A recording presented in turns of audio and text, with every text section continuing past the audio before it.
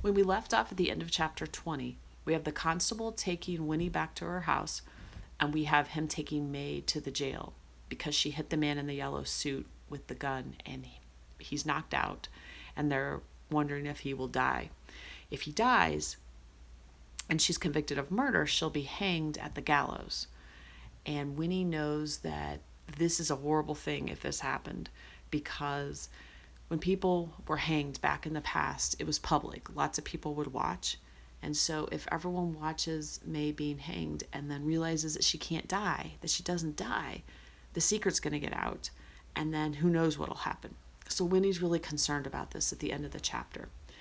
I don't know if you remember, but when we were reading the prologue or the first chapter, it was describing the town of Tree Gap. And it talked about Tree Gap, but it said really there wasn't anything important in the town except the jail and the gallows. And now you know why, that they said that at the beginning, because these are going to be important to the end of the story. So here we go with chapter 21. And this is after the constable has brought Winnie home, and she's in her room just thinking about all that happened. So here's chapter 21. Winnie pulled her little rocking chair up to her bedroom window and sat down. The rocking chair had been given to her when she was very small, but she still squeezed into it sometimes when no one was looking, because the rocking made her almost remember something pleasant, something soothing, that would never quite come up to the surface of her mind.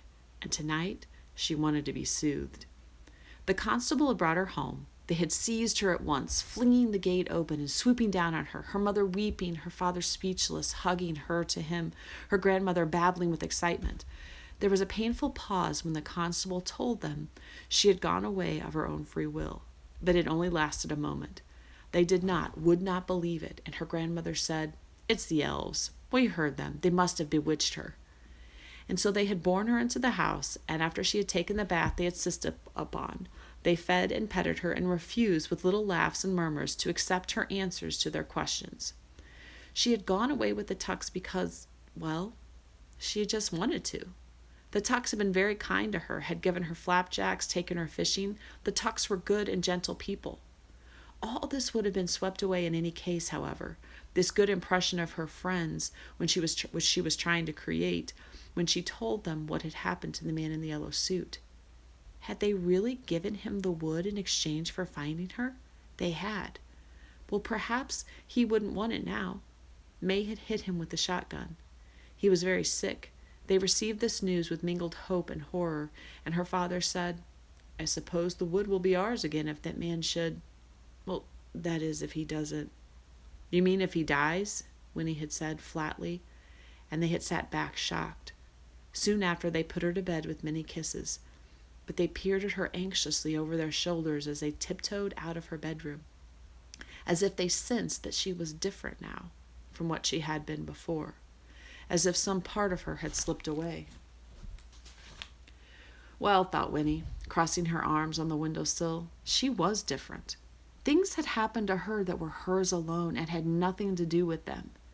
It was the first time, and no amount of telling about it could help them understand or share what she felt. It was satisfying and lonely both at once. She rocked, gazing out at the twilight, and the soothing feeling came reliably into her bones. That feeling, it tied her to them, to her mother, her father, her grandmother, with strong threads too ancient and precious to be broken. But there were new threads now, tugging and insistent, which tied her just as firmly to the Tucks. Winnie watched the sky slide into blackness over the wood outside her window. There was not the least hint of a breeze to soften the heavy August night. And then over the treetops, on the faraway horizon, there was a flash of white, heat lightning. Again and again it throbbed without a sound. It was like pain, she thought, and suddenly she longed for a thunderstorm. She cradled her head in her arms and closed her eyes. At once the image of the man in the yellow suit rose up.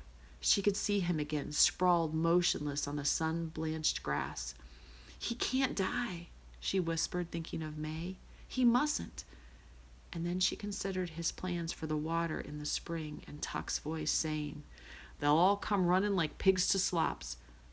And she found herself thinking, If it's true about the spring, then he has to die. He must. And that's why she did it. Then she heard hoofbeats on the road below, a horse hurrying into the village, and not long after there were footsteps and a knocking on the door. Winnie crept out of her room and crouched in the shadows at the top of the stairs. It was the constable. She heard him saying, "So that's that, Mr. Foster. We can't press no kidnapping charges since your little girl claims there wasn't no kidnapping, but it don't matter now anyway. The doc just got back a few minutes ago. That feller, the one you sold your land to, he's dead." There was a pause, and the murmurs of other voices, and then a match striking, and the smell of fresh cigar smoke. "Yep, she got him a good one all right. He never even come to. So, it's an open and shut case since I seen her do it. Eyewitness. No question about it. They'll hang her for sure." Winnie went back to her room and climbed into bed. She lay in the dark, propped up on the pillows, and stared at the lighter squares of her window, at the heat lightning throbbing. It was like pain, she thought again, a dull pain on the fringes of the sky. May had killed the man in the yellow suit, and she had meant to kill him. Winnie had killed a wasp once, in fear and anger, just in time to spare herself a stinging. She had slammed the wasp with a heavy book and killed it, and then, seeing its broken body, its thin wings stilled, she had wished it were alive again. She had wept for that wasp. Was May weeping now for the man in the yellow suit? In spite of her wish to spare the world, did she wish he were alive again? There was no way of knowing, but May had done what she thought she had to do. Winnie closed her eyes to shut out the silent pulsing of the lightning. Now she would have to do something. She had no idea what, but something. May Tuck must not go to the gallows.